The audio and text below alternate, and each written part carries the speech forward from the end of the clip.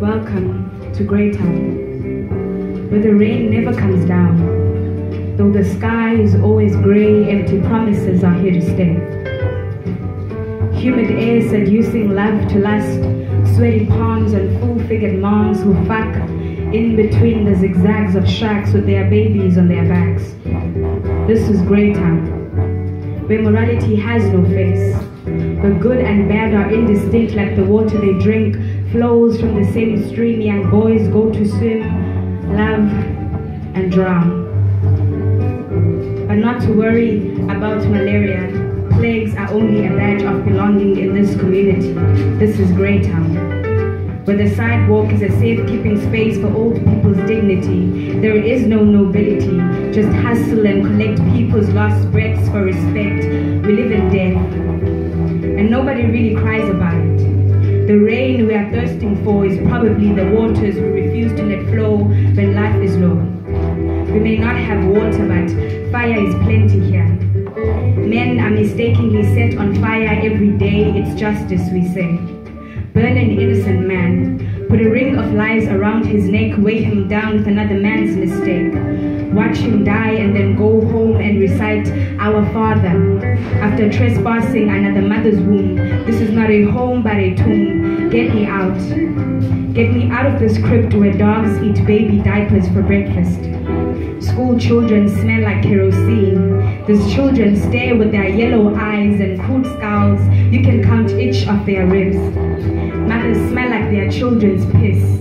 Fathers smell like starch socks and sweat storing boots that will never get washed. This is Greytown, where unemployed men sell religion for an income. The only life insurance is becoming friends with the murderers down the street. Somebody's naked baby is running with an unwiped bum. Boom, a car knocks them down. No death certificates needed, just bury them in secret. We still need her to close the gap of poverty and death. Breaths are not all from life here.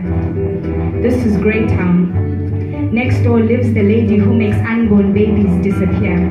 Sometimes they die in fear. Single mothers dangerously defining men to their daughters as a symbol of some unknown trauma. So when their brother grows into this man, his presence becomes a trigger. He shoots bullets with his deep voice that creates a deep hole in his mother's heart, and cacophonies begin to echo in her eyes. He reminds her too much of his father. At 16, he is on his departure. Living in a windowless house, he wilts and withers like an unwatered flower until he dies and becomes something his mother no longer recognizes. See, it started with her eulogizing his gender with an ex-lover's absence. And society was the requiem at the funeral of this boy. We made him a carcass of his father's mistakes.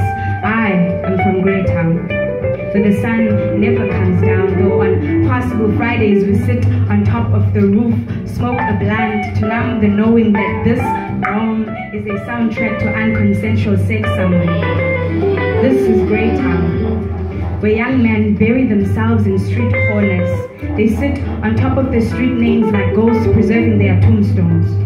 Their umbilical cords are still stuck to their bellies. You can still see they are still babies. But Greytown is the anchor that pulls them down and buries their faces and eyes that are still full of the potential of rain.